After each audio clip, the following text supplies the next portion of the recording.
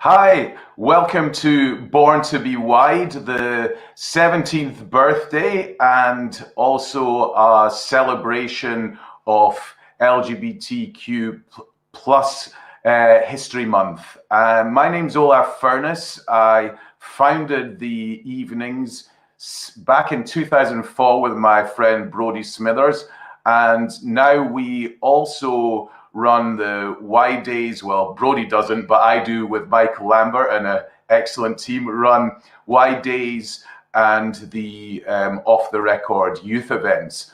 Now, tonight's a very special evening. For 4 years now, I've been trying to get Sean Dickson to come and take part in a Born to Be Wide conversation.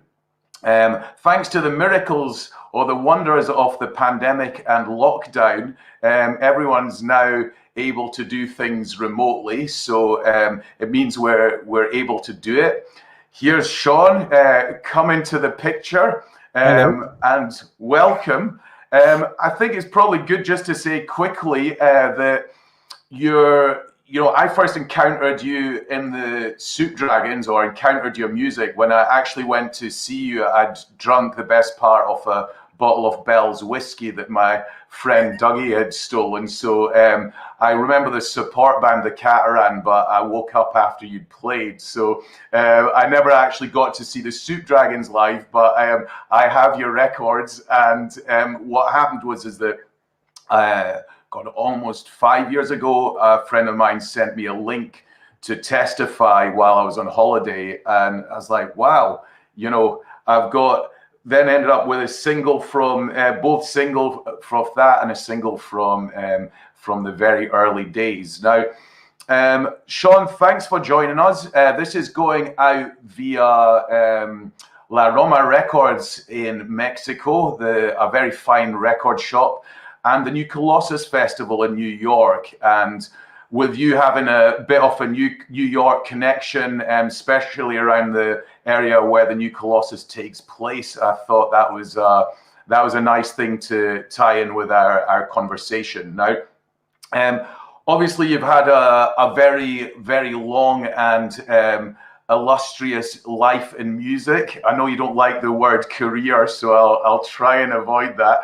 And really, I think that for me, one of the amazing things is just to see how you've moved in these different areas. But from my taste and my perspective, have excelled in them all. And I think that what I always like to start off with is asking people what the first record it was that they bought and what the first gig was that you ever went to. This is a funny thing. I used to always tell people the first gig I went to was Soft Cell in Glasgow at the I think it was Tiffany's, it was called, across from Equis Cafe. That's the first one I can obviously, but actually I think the first gig I ever went to was the Wombles, and I kind of think it was either in Bellsill or Coatbridge, and I was very, very young, but I have this kind of a misty recollection of the Wombles on stage in a kind of YMCA type setting. So I'm going to stick with the Wombles. I think that's a good choice. Mike Batt, no less. No, I don't think it was the real Wombles. I think it was a cheap Wombles. Right. It wasn't like a big production Wombles. It was a YMCA and some Wombles on stage. So I kind of don't rate that as my first gig. My first proper gig was actually Soft Cell.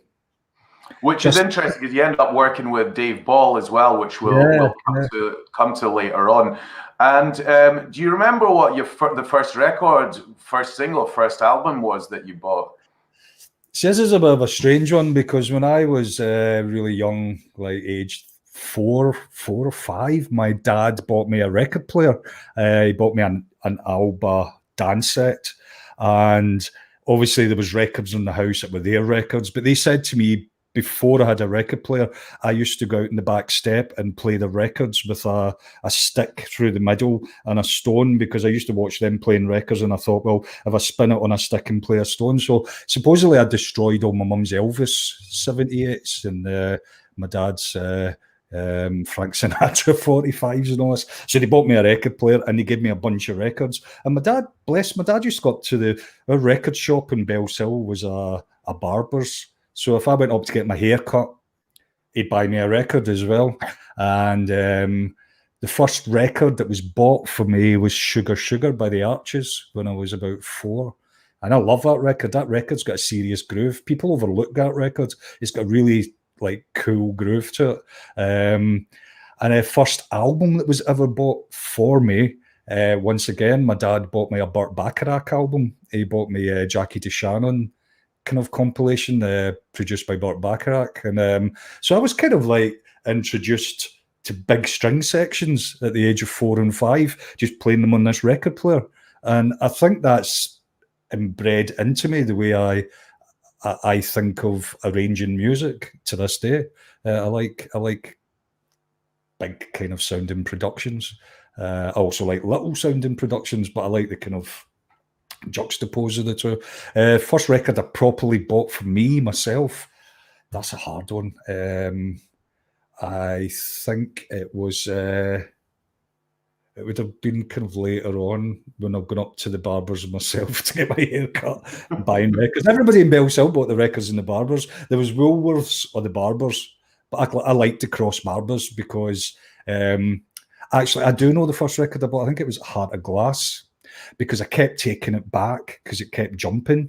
But the weird thing was I took it back and then he'd give me a copy that had a different edit to it. And it's only recently I found out there was different edits of Heart of Glass that were released. There was 3 or 4 different edits, but I was this young kid that couldn't understand why you just gave me a record which is different than the one I changed it for. So yeah, mine's jumped. I even to this day when I hear Heart of Glass on the radio, I still remember it jumping in the same place. It's so funny that, isn't it? Because I think that people have quite a rose-tinted view of vinyl, although I think vinyl nowadays seems to be of better quality a lot of the time as well. But I remember that where you just have records that jumped for no reason, and it was really annoying because you'd be really excited about it, you want to listen to it, and then it would start jumping, and you'd have to take it back to the shop.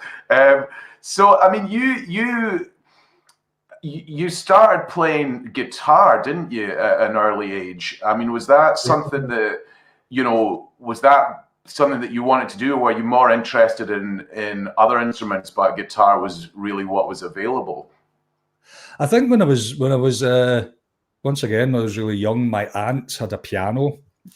She had like a baby grand piano, which is a bit posh in a council house actually, but I always remember this thing took up like half her living room, and I used to go around and play the piano. And according to my dad, he said we started to notice that you'd play the same thing every time you went round to your aunt's house. I would create these little chopstick style melodies like dig dig dig dig, and I would play them. So they thought when I was about 7 or 8, they decided to get me a acoustic guitar, like a little acoustic guitar.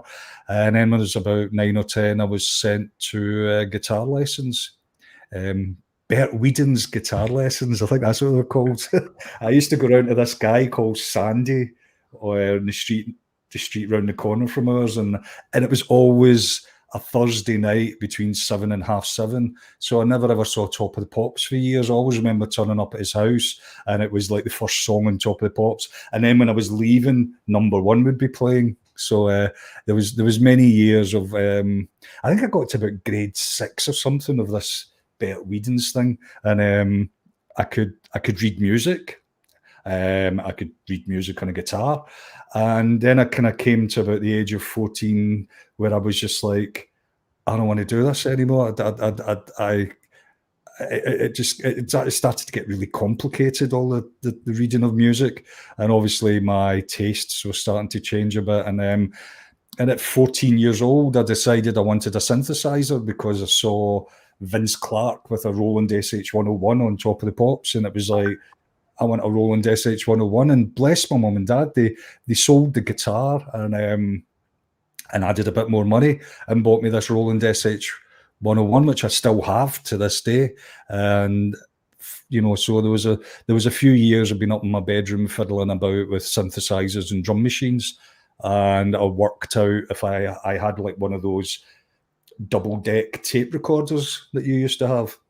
And I worked out if I recorded a bit on one tape and then play it, I could overdub on the next tape, and so I would do that like up to 6 or 8 times, going backwards and forwards, adding sound, and just being obsessed with the idea that you could do that. Of course, I was adding layer and layer of tape hiss, and I've actually got one of the cassettes where I made an album when I was about 14. I even called it a name. I called it Silent Industry.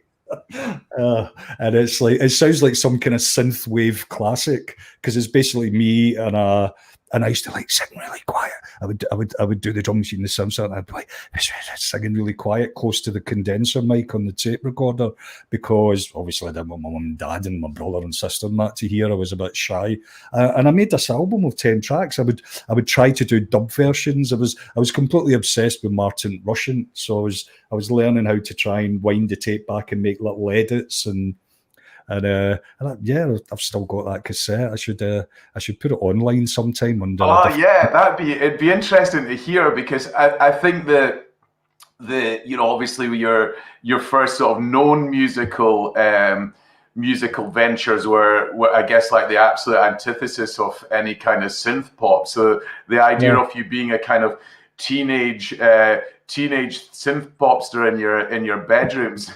It's quite a nice picture. Actually, on the tape, there's a cover version of A Crow and a Baby by the Human League, which I can't believe I learned how to play that song. I mean, it's not that difficult a song, but that was the kind of early years before when the Human League were part of Heaven 17, and I loved all that kind of darker electronic thing. But then suddenly I was like, no, I don't want to do this anymore. I just want to make loud guitars. It was like in the space of 2 years, I suddenly was like, right, no, I want an electric guitar and I want to plug it in, get an amp, and and that's when I got to know Norman, who lived around the corner, because he was in the same street where I used to go to guitar lessons.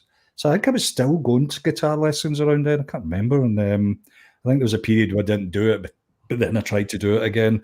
And then met Norman, and then through Norman I met Douglas, and that's when all the chaos began, all the kind of chaos of music, and realizing, oh my God, I'm not as messed up in the head as I thought I was. There's other people like me, because I lived in a street. I was bullied at school, and I was so bullied that there was people on my street, this family. I even remember their name, the Lennoxes, and I hope they're watching. But I remember there was like these thugs that wouldn't let me go down my street sometimes, and I was shit scared to go down the street when I was about 13, 14. And to get to Norman's, I had to go past that, or to get to school, I had to go past that. So for many years, that really did mess me up a bit. But suddenly meeting other people within the town that I lived, and realizing that that kind of dream world of music that I would sit in my bedroom dreaming about, there was other romantic dreamers as well, and we kind of all started getting together, and then this network of other people would all start appearing, and it just got bigger and bigger and bigger. Well, I think this is what, I watched the Teenage Superstars documentary, and I thought what really struck me was that, everyone, when you think of Glasgow, you think, all right, the East End or the West End, or, where all the pubs or the venues are. And I think that, I guess like a lot of other scenes, that it actually started in, more on the periphery, and, in your case, Bells Hill. But I was actually amazed at how many of you were in Bells Hill, and how you played in different bands. And, for those who aren't familiar with this era, I mean, Norman Blake and Douglas T. Stewart, I guess BMX Bandits, Teenage Fan Club, I think Boy Hairdressers as well with Joe. I mean, there's what I loved was this idea of, you know, everyone being in different bands together, and this, it was like a sort of Venn diagram, but this was all coming out of, you know, I suppose essentially a small place outside Glasgow, and there was this hive of creativity. I mean, was it Norman's grandmother whose house you rehearsed in? Sometimes, yeah, but yeah, we used to either rehearse in. It was always seems to be Norman's house or his Norman's grand's house, and you know, sometimes you used to actually have guitar amps and synthesizers and drum machines, you know, and we used to put parties on at the local hotel. There's a hotel called Heart and Rig Hotel, and there was other bands in Bellshill as well. We kind of thought, right, we're going to put bands on, but we used to kind of invent bands just to put like a band on, you know, like I've told this story before, you know. I mean, we invented a band just to get, because I got this thing where when I was at high school, where I can't remember how, but there was some kind of school concert, and the sports teacher kind of liked me because he was a guitarist, and he realised I was into music and I hated sport, so we kind of bonded in that way. But he said to me, "Oh, I think there was this position where we could play a concert." So me, Norman, and Douglas decided that we'd invent a band and try and get banned from the school because it was cooler. And so we called our band the Child Molesters. And we put posters up all around Bellshill, like A4 sheet posters saying the Child Molesters, but they let us play. And when I think back to that, it was kind of crazy. But that was a predecessor to the Pretty Flowers, which went on to be the BMX Bandits. So, I mean, there was a period where I was even kind of too nervous to go on stage, where I would like sit and do all my stuff on a cassette and sit by the sound guy playing the cassette. You know, it was like backing tracks, and Douglas and that would go on stage, and Douglas and Francis and Janice, and that was in the Pretty Flowers days. And then then the Soup Dragons happened because we started going to Glasgow on a Saturday afternoon to busk, basically to kind of make money and wander around record shops and, you know, secondhand clothes shops or whatever. But we used to go and busk and stand outside. I have all these recollections of standing outside Marks and Spencer's on a Saturday afternoon, doing cover versions of Velvet Underground songs to grannies, you know, singing Psycho Killer, you know, as people were coming out of Marks and Spencer's, or Femme Fatale with Velvets, and Purple Haze. And Douglas does this great line, "Excuse me while I kiss this guy," which used to freak people out, you know. So I think we got off on the fact that it created a bit of a kind of there was times you'd look up and we were just surrounded by people, because it was a kind of like local, to put it in a nice way, they check them out, you know, hey, check them out. So did the old ladies warm to you? I mean, did you make some money from the busking as well? Oh God, yeah. We used to like go around straight afterwards and buy loads of records, up to, like, you know, because in those days there was loads of record shops, so there was like, they were all in the kind of same street really. So we used to busk, get and buy records, and then all go back to Bellshill and listen to records, or play the records at our little parties at the Heart and Rig Hotel. And then through busking in Glasgow, we started meeting people from different bits from around Glasgow, and that's how I met somebody, you know, that met Hifi Sean and blah blah blah, and Jim McCulloch out the Soup Dragons was busking down the road, and we all kind of started making our own little bands. You know, I mean, I actually can't really remember the point where it was like, right, I'm starting a band, but the Soup Dragons had kind of happened, but without a name. You know, there was no name.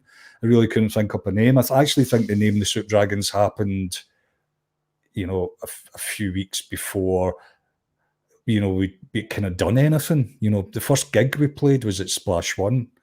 I think that was the third Splash One, with Primal Scream. Soz and Primal Scream played together in Splash One, and then we played a few months later, and then the BMX Bandits. I mean, I kind of played Splash One quite a lot because I was playing in the BMX Bandits and I was playing in the Soup Dragons at that time. And I mean, how old were you at that point? I was when the Super Dragon started. I was just turning 17. I was just 16, coming on 17. I'd just left school really about a year before or something. And what were you doing? I mean, when you left school, did you have a job as well, or? I was on the dole, but Right. then, just before the first gig, I got a job at Flip. I don't know if you remember. I think you were one in Edinburgh as well, which was Yeah, the we second. did. Yeah, there was one in London too. Yeah, so I had a second. I used to go into Flip and buy clothes, and the owner said to me one day, "Do you want a job?" He actually said to me because he liked the baseball jacket I was wearing, and which was happened to be from his shop. And he asked me if I wanted a job, and I said, "Yeah." But little did he know that I'm chronically colorblind, and my job didn't last very long because he. He kind of asked me to color code shirts and things, and he'd come back and it'd just be like a dog's dinner because I have no concept of color. And that's how I met Bobby. That when he was in the Mary chain starting Primal Scream, and he'd come in, and I think when the boss was away, I used to take control of the tape deck because it used to just be like 50s.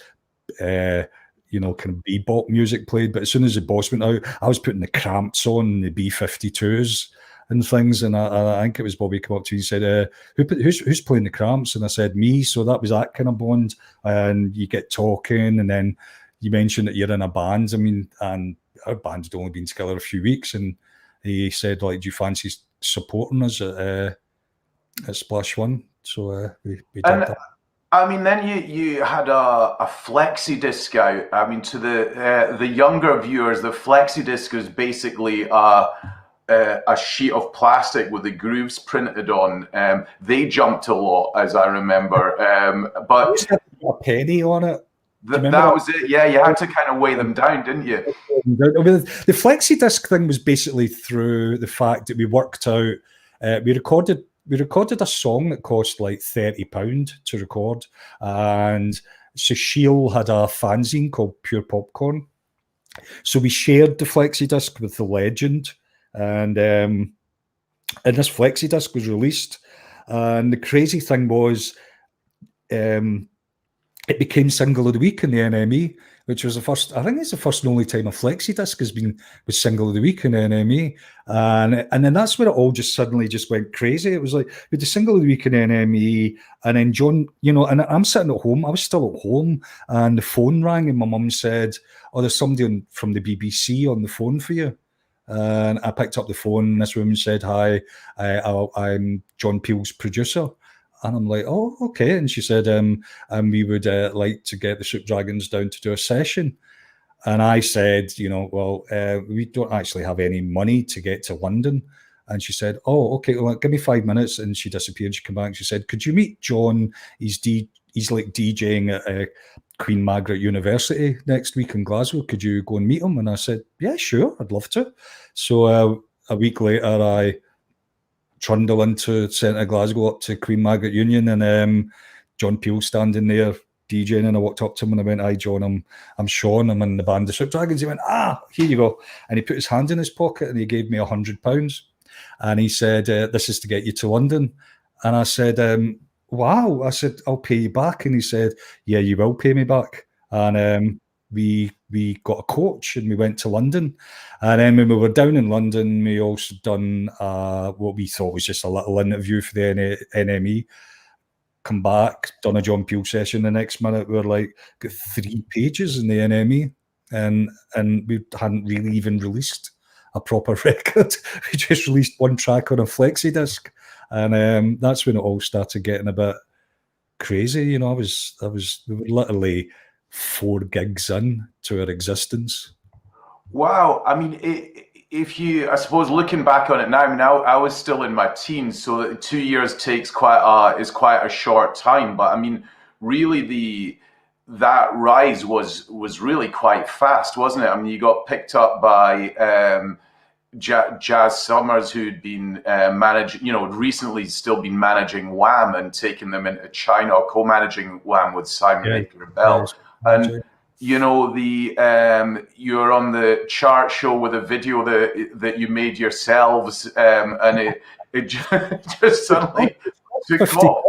Yeah, that video cost £50. It was done in an office in Edinburgh. We saw this thing in a newspaper or something, a clipping saying, you can make a video for £50. So we turned up and we basically had this. Sushil had this very kind of pop art video of a guy with his hands in a shoebox, feeling up Daffy Duck. And we just said to the guy, we'll just stand against that white wall and you just superimpose it on top of us.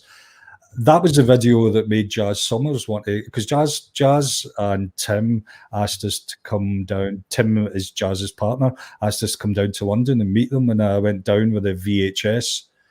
I was like, I'd have been 17 at that point, and I said like, we just done the single whole wide world, and he put the VHS in, and watched the video for the 1 minute 30 seconds that the track lasts, and just turned to me and he said, "I want to manage you," which we just thought was hysterical. Like, a guy who used to co-manage Wham wanted to manage it. So we went for it. We just went, okay. And he said, you can have your own record label as well. So through his Big Life Emporium, it wasn't even called Big Life in those days, he gave us our own Raw TV label. So if you notice all the early Soup Dragon stuff's on Raw TV. And that was an amazing relationship, because Jazz and his business partner, Tim Parry, who still, Jazz sadly passed away a few years ago. Tim still runs Big Life. And to this day, I still work with Tim. I've worked with Tim since that day when I was 17 years old. He's still my publisher. Wow. So it's interesting this, because, at that point you're still a loud guitar band, and then I guess around that time was when really acid house started to take off. I read a story that you'd done a gig in a acid house club and been paid with 20 eckies basically. This was kind of about 1989. Because Ross, our drummer, was also at art school before he joined the Soup Dragon. So he wanted to go back to art school around that time. So he kind of left us and we were without a drummer. So I bought, around then, Samplers came out. And I was always, the Soup Dragons were always a very kind of like psychedelic rock and roll band. So when Samplers came out, it was just this kind of machine that just was like, all that nonsense going up in my head, I could actually do with this machine. If I want strings, I can go or I can just sample noises and things. So I bought a sampler, which I remember it costing about £2,000, which was tons of money in those days. And I bought like an Atari computer and learned how to make loops. And the sampler had like 2 seconds of sample time, and I got into the whole trying to create drums, but not with a real drummer, because I like rhythms. It's kind of obvious, now I'm a DJ, but it's like that path of what I was doing. I've always liked rhythms, and it goes back to that childhood thing of, having a drum machine and a synthesizer when I was 14, and knowing how to program a drum machine. I used to program Martin Russian records exactly like his record, so I could learn how to do it. And so in 1989 we made a record called Muller Universe that a lot of the underground DJs in the acid house scene started playing. And there was this really popular acid party in Glasgow where upstairs was like out and out full on future funk kind of acid house psychedelic. It was like walking into a scene of like some 60s psychedelic movie. It was just and then downstairs they were playing like Chicago house and disco, and it was just an amazing club. Somebody asked me the name of the club the other day, and it shows you how good it was, because I can't remember the name. I've got a funny feeling it was called Universe, maybe, or Enterprise, something like that at the party. I can't remember. But I used to go all the time, and they started playing our record and asked us if we would do a PA. And I had no clue what a PA was. We were a live band. And they said, no, just all you need to do, mate, is like, if you just go on stage and you let get a drummer to play congas and you just mime and the other 2 guys just mime, and we'll give you a bag of ecstasy. And we were like, okay. So, had you taken ecstasy at that point? Had you tried it before? Oh, God, yeah. I'd be... leading from about 88 onwards, it was quite available in Glasgow. And Yeah, we went to that party a lot. We used to travel into Glasgow and go to that party. It was so much fun. It's worth saying as well that, in today's standards, 20 ecstasy would be relatively cheap, but in those days, I mean, that was worth a lot of money. I mean, they were like £20 a pop, or at least as I remember it. That's what put me put me off, because it was so expensive, but we were really nice. We shared it out with all our friends, and it was just there was a big entourage of us all having a great time, and obviously, it was a great experience. That's what I just loved, the energy of it. It reminded me of the days of going to Splash One and all that. There was more energy in that scene at that point than there was on the little indie clubs that were going, that were just like playing the same old Birds records, playing the same old, New York Dolls and that. It was suddenly you were like hearing stuff from the future and from the, contemporary, but also more punk rock than the punk rock you'd always listen to. It was mind expanding. It was psychedelic. It was everything, and it was such an education. And that's why I started using those elements within the Soup Dragons around that time. Like Love God, the album came out in 1990. Now it's kind of seen as being a bit dated because of even the record cover. I mean, I actually saw somebody on Twitter said they posted Love God and they said this is the most 1990 artwork ever. Yeah, it was, because it was completely contemporary. Because before the Acid House scene used the fractal thing, I went to the Science Museum in London and asked if I could contact the Mandelbrot, Dr. Mandelbrot, and we managed to get footage of real fractals that he was working on. The guy invented fractals, and we got the we got the permission from him to use that image on our album cover, which had never been used before. But because of that album cover and the pinpoint of the Acid House scene happening at the same time, suddenly fractals were everywhere within months. It was so what happens is you do something first, and then because it becomes part of that period in history, it looks like you copied it, but it wasn't copied. We were like so ahead of the curve in that stuff. Well, I was going to say that because you mentioned Muller Universe, and I think that there is, and I know it's a sore point with you and the rest of the band about the fact that when I'm Free came out, there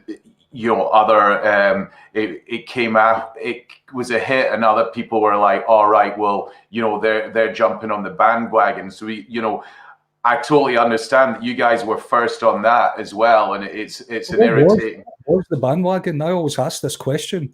What was the bandwagon? Well, that was the thing.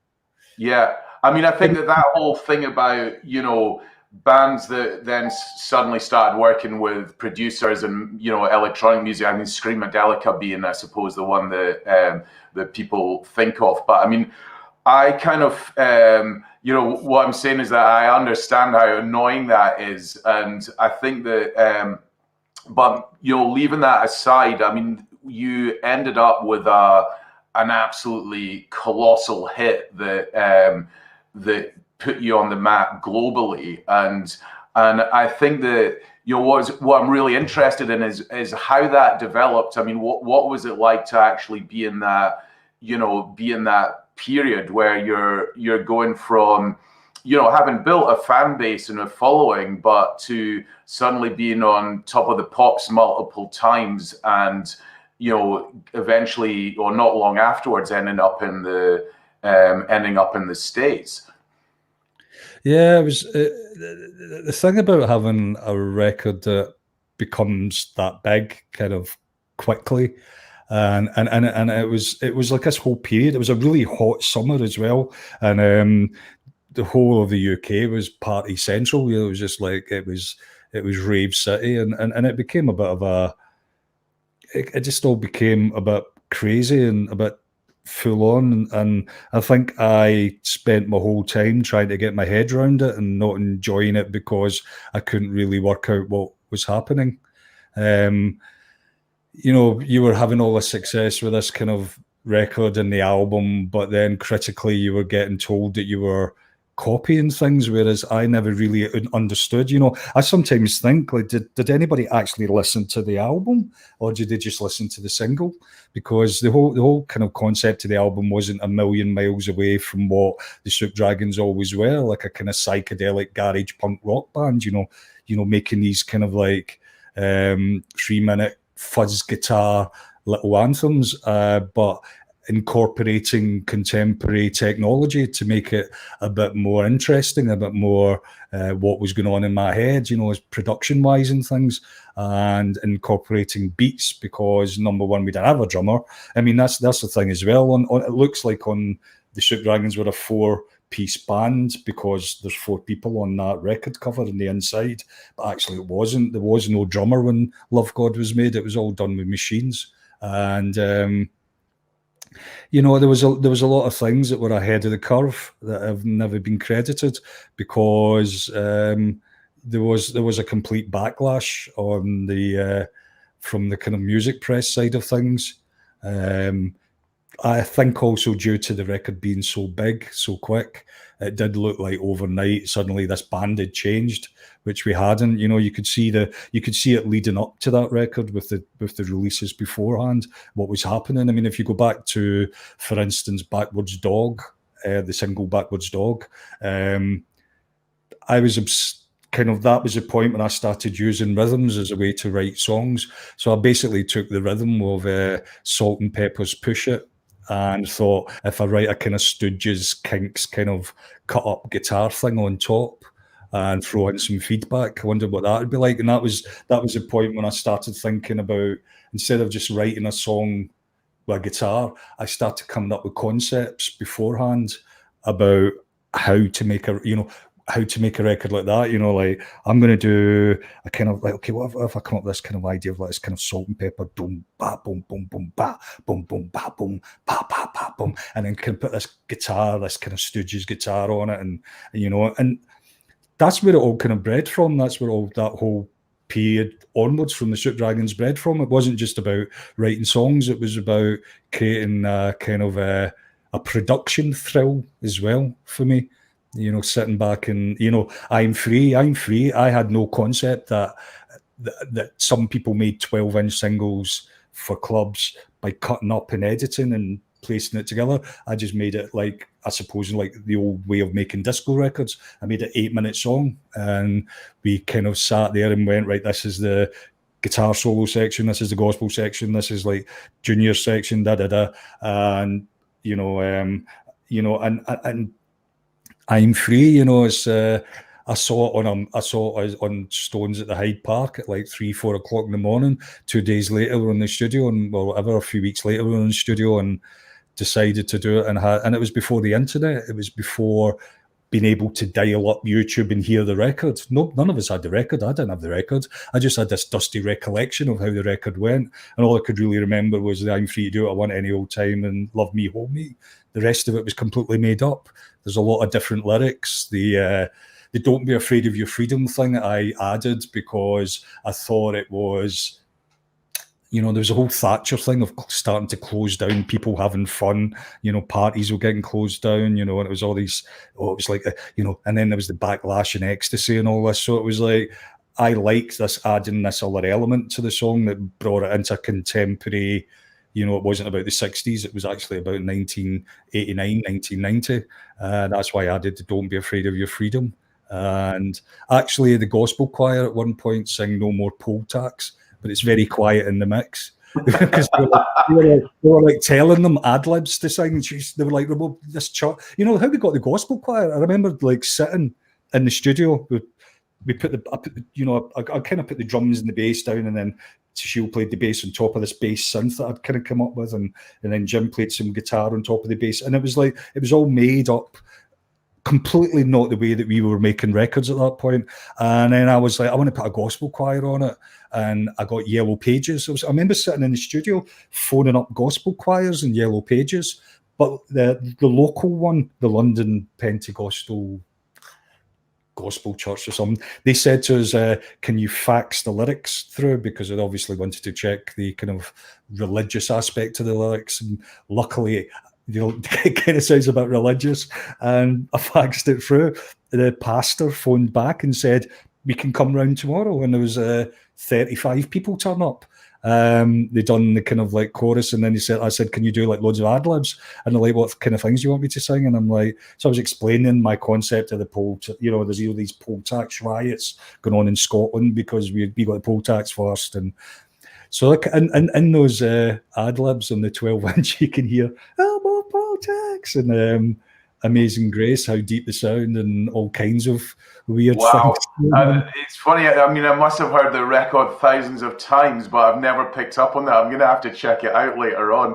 I mean, we've only got 20 minutes left, so I'm going to kind of fast forward a little bit, because I think that you were a Scottish band that was really then pushed in the States, and that you by 1992, I think Divine Thing was played more than Smells Like Teen Spirit on MTV, wasn't it? I mean, the impact in the US was huge. Yeah, it was mad. You couldn't walk down the street. It was crazy. There was a period where it was like your face was it felt like your face was in MTV all the time, and so you got given everything for free. I mean, that was the thing I always remember. You'd go to a diner, and I was just like, "No, you don't need to pay for it." And I was like, "No, I want to pay for it." And they're like, "No, we don't want you to pay for it," but I do want to pay for it. And it was like it was insane, Were you enjoying that period? I mean, you said that, with I'm Free, it was all a bit too much. But I mean, was there a point where you start to kind of settle into it and be like, all right, well, I'm having quite a nice time here? Divine Thing is my favourite Soup Dragons record, hands down. I think it encapsulates everything that I ever wanted from the band. It encapsulates. It's just kind of, if you really knew me and you knew what I like and what kind of things I like and all, music, film, whatever, it just all rolled into one. And Nick Keegan, who made the video, just summed it up beautifully as well. It was like a kind of catchment of that period of New York. The video was filmed in like 91. I was just late, and it came out in 92. It was just that perfect East Village kind of party scene in New York. And it was quite a groundbreaking video as well. We had a lot of trans artists. There was a lot of kids from the club scene, from the gay scene as well. And it was really nice to see MTV really be behind that, because it was still getting shown in the gospel belt in America and things. And this video was just getting shown all the time. I think it was quite, once again, ahead of its curve. And, that period. And then later on in the year, that's when things like the whole grunge thing happened with the Smells Like Teen Spirit. That was kind of later on in the year, but I think Divine Thing was at the start of that year. It's interesting. You mentioned that already. At that point, you had the trans artists, and there was the gay scene in New York. I mean, you didn't come out till quite a few years later. I mean, were you already sort of thinking that then, or was it something that really kind of developed at a later stage?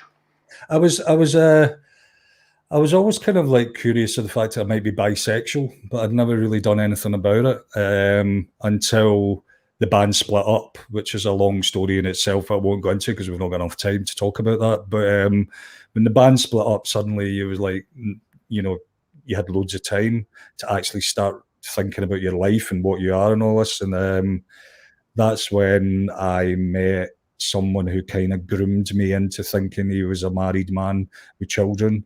And this was online. I got my first computer and started speaking to somebody in these kind of like weird chat rooms back then.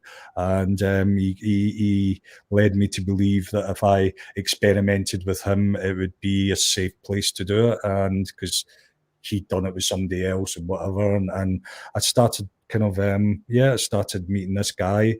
And then it became a bit of an obsession with him. He was like constantly contacting me to meet up, and I was doing that. And then he told me one day, broke down crying, and said he'd fallen in love with me. And that's when everything changed. That's when I suddenly realised. And looking back on it, I wasn't in love with him. I just thought I was. It was just suddenly somebody really wanted to be close to me all of a sudden, and I felt wanted in a weird, kind of funny way. Not that I wasn't wanted by my partner, but it was weird. I can't explain. And then he then started brainwashing me with the fact that I was gay and that I had to come out and that he would look after me and we'd lead a happy life and all this. And my wife started realizing there was something wrong with me, and she kept asking me and asking me, and she was like fully pregnant with my daughter at the time.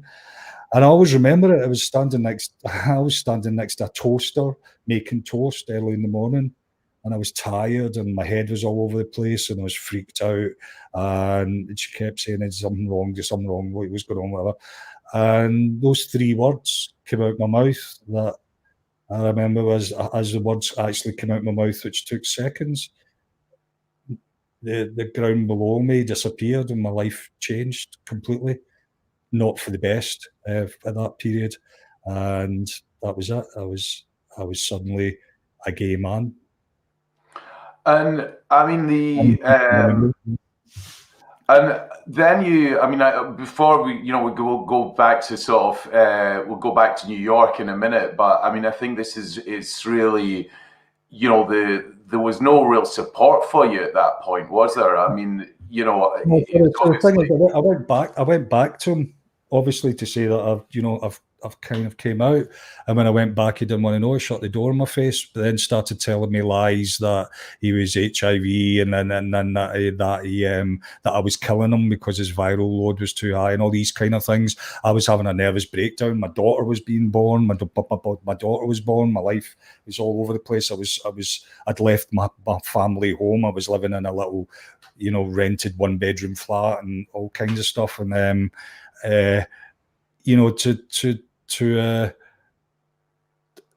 that's when I started kind of meeting some friends that were on the kind of Glasgow gay scene that kind of told me that this guy wasn't married and he didn't have kids, and it was all just complete lies. He's a well-known person that does this kind of thing to married men.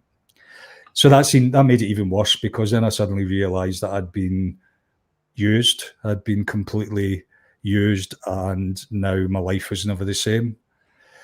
In retrospect, now I can look at it and think, where I am now with my husband and very happy, and I wouldn't be here now if all that hadn't happened.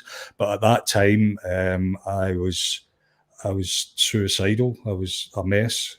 That was an awful time. How did you come through it, Sean? I took an overdose, and one night I took an overdose. Quite a sad story, actually. The guy that found me was a friend. I kind of befriended this guy in Glasgow, because I'd lost all my friends as well. When you're with somebody that's your partner for like 14 years, and then suddenly you come out when they're pregnant, you're seen as being, the devil incarnate. So I lost everything. I lost all my network and my friends. I lost all my support. I was completely by myself. So I had to try and go out and meet people to make friends, or even just get out the way of this little 1-bedroom kind of like council flat I had that I managed to rent. And I met this guy, and we became friends. But one night he phoned me and he realised I was really low and really down. And then he phoned me again, realised I was really speaking slurry and drowsy, and that's when he caught on that I'd taken an overdose of a bottle of whiskey and loads of sleeping tablets. And I don't remember anything, but he obviously got an ambulance to come to the door. It knocked the door down, and then they found me and took me to a hospital, and I woke up with my stomach being pumped. And then I was sectioned in a psychiatric unit for over a week. And there's nothing worse than standing having your belt taken off you and your shoelaces taken off you and put in a room and locked, because you're a risk to yourself. And that's about the lowest point in my life I ever got to. And I think that was the reality of reaching that point that made me think, right, you know, you may laugh at this because Jazz's wife was Jazz, who sang The Only Way Is Up. And for some strange reason, that song was stuck in my head while I was in that psychiatric unit. I just kept singing The Only Way Is Up because I just thought, I can't go any lower than this. There is no possibility this can ever get as worse as this. And that's what gave me the kind of energy inside to actually start trying to put my life back together. And did you, I mean, how did you get out of hospital? Did you, was there something that were you just released, or did you have to kind of convince them that you were okay? Well, they kept asking me. I kept asking, could I get out? And they were, they weren't entertaining it. And then this young doctor came round, and I said to him, at that point, that's when I was starting to DJ. I used to co-run a party at Glasgow Art School with my good friend Alan Muller.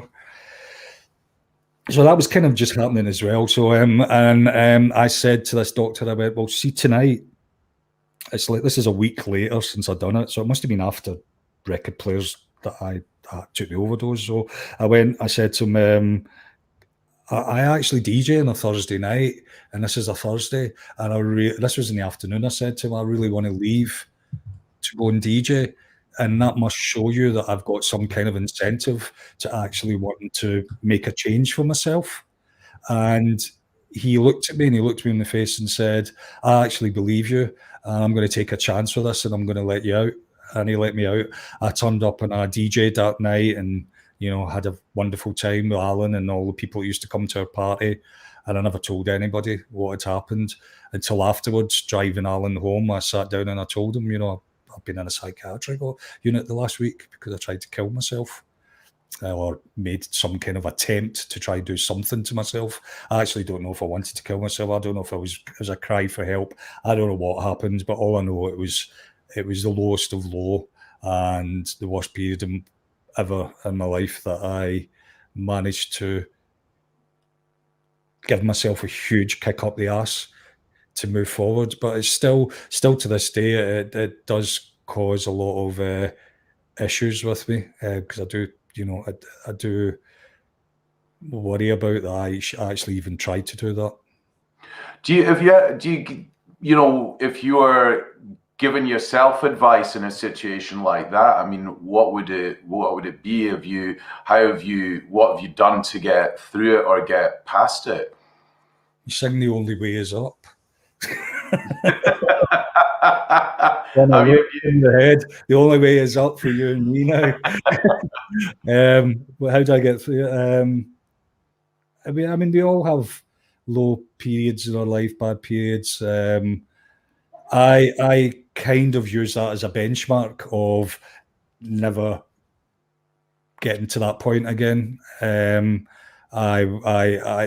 only advice I would give is there's always somebody to talk to. The sad thing is the person who was my friend who made that call to the ambulance and realised I wasn't well that night took his own life a few years ago, which completely destroyed me.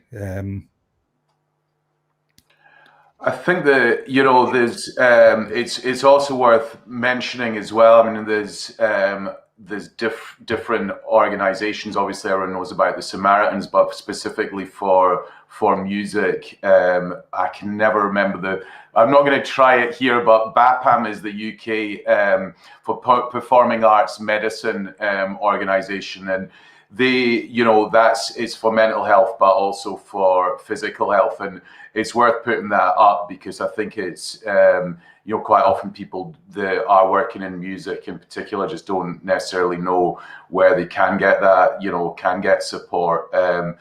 But I mean, we're not got much time, but I know that there's two things. I mean, there's one thing that on a more sort of humorous note that you mentioned to me a while back about when you were back in Glasgow and In Excess coming to town, which I thought would be a really good story to bring in here. And also, then quickly going to how you ended up, recording again for the first time in 15 years. I mean, my recollection is that you're in the house in Glasgow and suddenly you get a call from Michael Hutchins. You don't even believe it's him at first.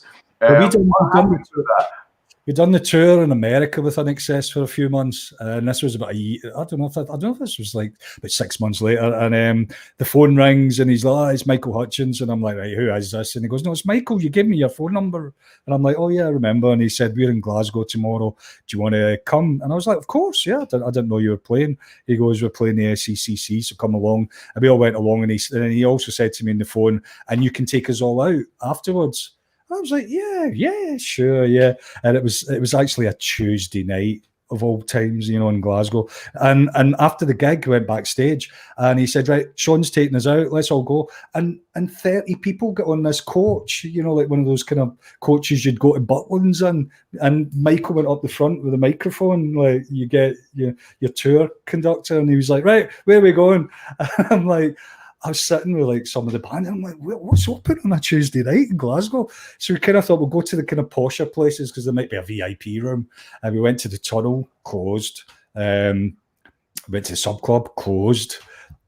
And somebody said Bennett's is open, the gay club, on a Tuesday night.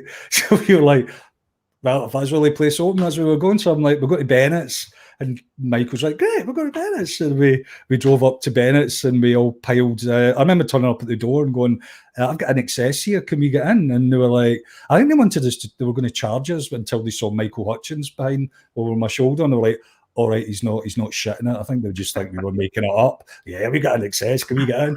And he was like, "Actually, you can get in." And as we walked in, and I am not making this up, and there was an INXS song playing on the dance floor.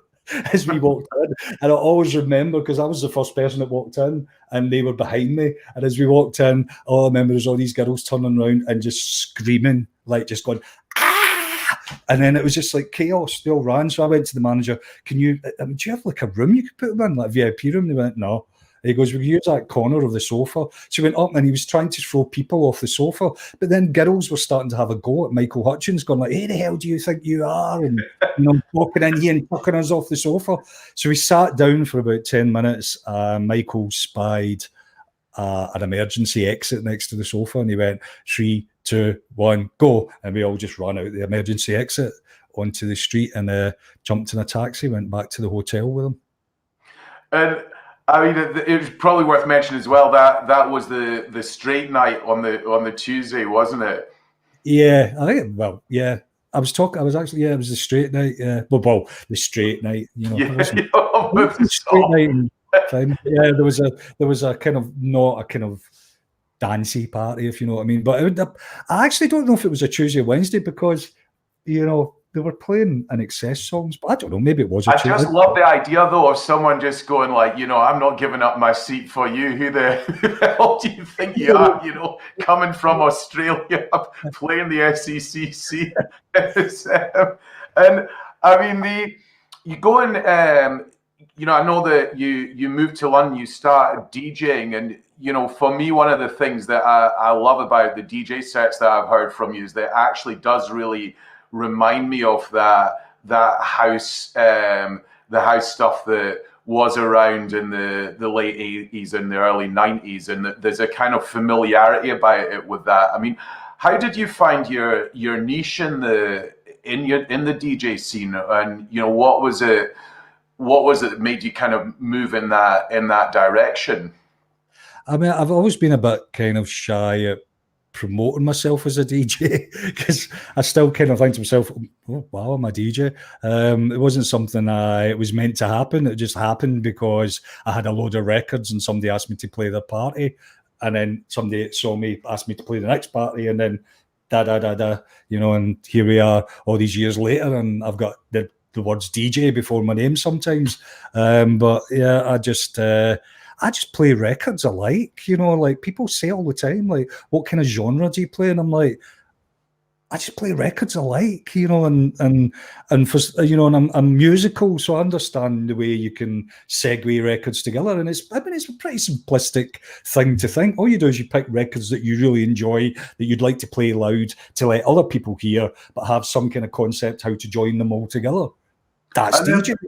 Have you had any sort of particular DJ highlights? And I mean, when you're DJing, what things are the same as when you're on a stage playing playing a guitar and singing in a huge venue? What similarities are there with the DJing? And what things do you like better about it? Yeah, there is actually. I mean, there has been times where I've kind of went to myself, this is like, I mean, I had this crazy thing that in Chicago, I DJ'd at the venue that the Soup Dragons used to play, and I was on the same stage. It was where the Smart Bar is, but the upstairs bit, which I can't remember the name, Chicago Metro. And that's where the Soup Dragons used to play live. And I was played this big party in Chicago, and I was standing on stage on the same spot, because they always put the DJ unit where the singer would stand, on this theatre stage. And it was just the most bizarre thing, thinking, this is where like 10, 15 years ago, I was standing singing with a guitar around my neck, and here I'm playing records. It was bizarre. My favorite experience DJing was Barbarella's in Croatia, because I filled in for somebody who couldn't make it, and I was given the infamous set as the sun came over the trees, and that was just that was a moment, playing the right records to bring in the sunrise. And did you, I mean, with those ones, I remember speaking to someone in Berlin about this, who's saying that, in the early days, they'd stay up all night if they had like a super early set. And then in the end, even the ones that were clubbing but wanted to hear a certain DJ, they'd actually just get up at 6 or 7 in the morning and head along to the club to check out the set. I mean, is that what you find yourself doing now?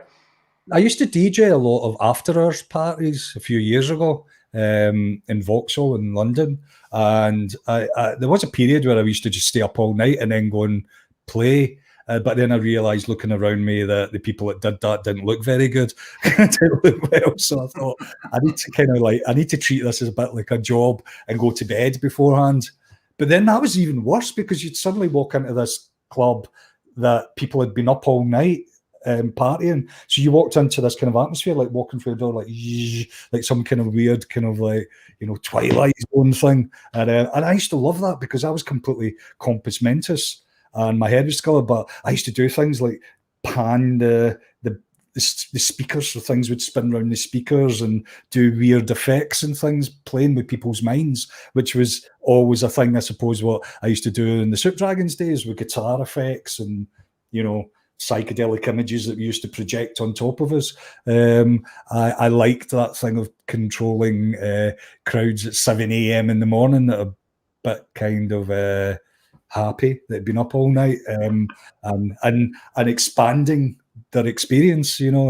That's fun. That's there's so much fun in that, creating energy, learning how to create energy with rhythms, and learning how to create energy with segues and little layering things on top. When I DJ, I tend to layer, like most DJs do. I tend to mess around with rhythms layering on top of each other, but I never rehearse. That's a crazy thing as well.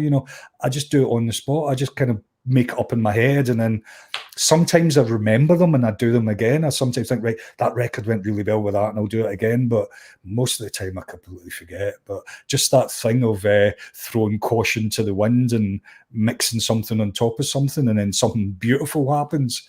A moment, and you share it with the people in the room. It's the same energy as playing a song that everybody knows when you're in a band.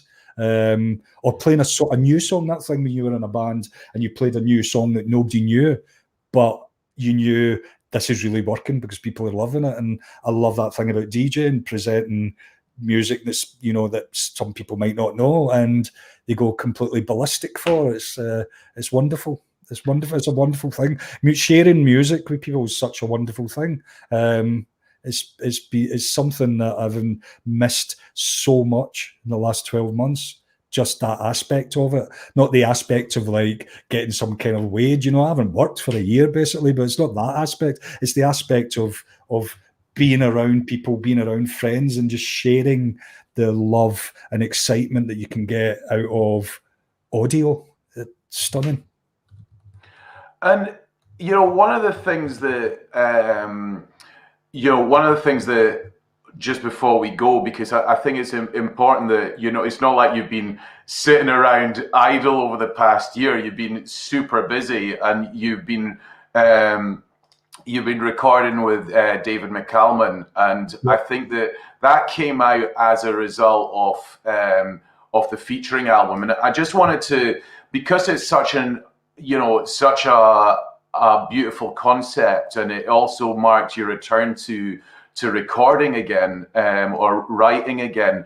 You've got what, 13 different artists that you collaborated with, including Yoko Ono and Bootsy Collins, Fred Schneider, and even Norman, and going back to do something with Norman again after all these years. And I mean, did you write a kind of wish list? And what led you to end up working with all those people, and how did you pull it all together? It kind of came from the fact that one day I started to realise that I hadn't made an album for years. At one point, it was like 10 years. And then the next time I thought about it, it was 11 years. And then it got to the point of being about 13, 14 years. And I thought, if I don't actually make another record again, another album again, I likely never will. And I tried to think of a way to do it that would give me confidence to do it myself, because I'd never really made a record 100% by myself before. So I came up with the idea of like, why don't I just ask a bunch of people that I really respect in my record collection, that I've always loved. I've always loved them for their uniqueness, for being them, for being the person that they are, unlike anybody else. And it started off with a few people that I asked, and they said yes. And I asked a lot of people, yes. And then it just started. It was kind of crazy, because at one point I was like, I had like a few songs and I was sending them to people, and everybody was saying yes to the same song. And I'm like, no, you can't have that one. That person's got that one. And it was like, and then I had to like think, I'm not actually managing this very well. I should actually, designate the song to the right person first. But it just all happened really quick, and it was fun. And I wouldn't have ever been able to do it 10 years before. The internet's a wonderful thing in that respect. Some of the sessions I went to, like in New York, I went to record Fred, and we spent a few days together. I absolutely adore Fred. I adore the B-52s. It was like, I was a total fanboy. It's like, I remember sitting in a bar in the West Village in New York with Fred, writing trucker jargon down, because we decided the night before that we'd make a song about truckers. And he's like, let's think up trucker jargon. So we're sitting on our phones Googling trucker words. Like, he's like rolling about on the floor drunk, like, road pizza. What's a road pizza? And I'm like, I don't know. What's a road pizza? And he's like, it's when you drive over an animal. I'm like, so we're like writing all this down, and then the next morning he comes in and he'd put it all together into a song. And it was amazing. Yoko Ono, Yoko Ono it was based on a speech that she did, but then she got involved and started moving words about, and it was like so precise. Can you move this word 1 second that way and 2 seconds that way? And it was amazing. I loved every minute of it. I'm like, yeah, sure. Yeah, it's like, I loved the whole preciseness of it. There was was it Alan Vega, wasn't it? Like, was that the last thing that he did as well? Yeah, that was sadly the last recording. Alan Vega, I said to him, I was completely blown away he'd even heard of me. He sent me this email saying, I've been sitting watching Soup Dragons videos all night, and I realised how much I used to love the band. And I was like, oh my God, Alan Vega used to love my band. And I'm like, and I never ever knew this. It's like, Alan Vega liked what we did. And I'm like, wow. And I said to him, right, I got this concept, do an electronic song, and halfway through the electronic song, it turns into a kind of a classical track, where the orchestra takes over halfway through. But you write the song to the electronic section, and I'll do like the electronic section 8 minutes long, but then I'll change it halfway through. But think it halfway through, it changes in. So he created this whole war scene, very kind of a Full Metal Jacket type of thing, and very Vietnam kind of thing. And it was like, he created this thing about a kiss before dying, about a soldier being on the warfield. So we turned it into a a very, you know, a very kind of dark war movie to end the album, and he was completely blown away by the finished product. I'm so glad he got to hear it, because it was literally a few weeks later that he passed away. I remember waking up in the middle of the night and somebody was phoning me, and the phone, and they wrote a text, and all it said is, Alan's passed away. As soon as I saw the word Alan, I knew it was like, it's Alan. And then there was the kind of issue that the album was just about to come out, so I contacted Alan's wife, and she was totally amazing. Liz was fantastic. She's like, no, he'd want people to hear this, so we carried on and we released it with the track on it. And now you've got what you've called McHifi. You've been putting the finishing touches to that now. When will that see the light of day? I mean, are you looking to license it, or will you release it on your own label? To be honest, I'm not the world's greatest marketing man, so if anything cannot be released in my label, I'll do it. So, because I love making records, I love making music, I love DJing. I'm not a businessman. It's like, I hate trying to sell things on social media, because you don't know how you don't know if you're pushing too much. You don't know if you're pushing enough. You know, I've got enough mental health issues as it is, let alone having to worry all the time if I just made a dick of myself because I'm trying to sell my record. You know, it's like, hello, record label. Just to reassure you, pretty much every time since I first got in touch with you, every time you put something up, I've bought it. So you're doing all right on that front, Sean. You know, it's never over. So you've got the magic thing of limited edition, and I'm like, fuck, I'd better do it now, or it's. So I'm not going to get one, you know. It's like how much is too much? That's the problem. Where do you start? Where do you stop? But when it comes from a record label, it kind of looks a bit different. But yeah, I mean, I think the album deserves to have a record label. If it does, it doesn't, I'll release it myself.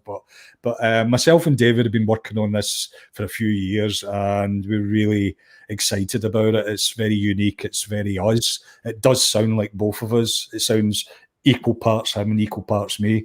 I can't say too much about it because it has a secret element about it that people will discover when it comes out, which is rather wonderful.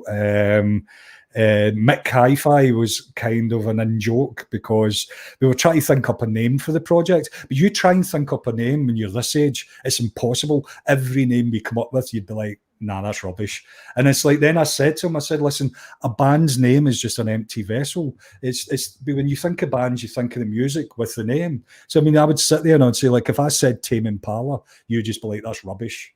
Or if I said, you know, names like that, but because you know them associated with the music. So I just started calling the project McHifi as a joke because of McAlmont, Hifi Sean, and it sounds like, you know, McFries, McShake. It sounds like a product. And then it kind of stuck because David was like, that's actually quite a cool idea for a name, just being a product of your name. And there's nothing that anybody can sue you for because it's just made up of your two names. So yeah, McHifi, not McHifi, McHifi.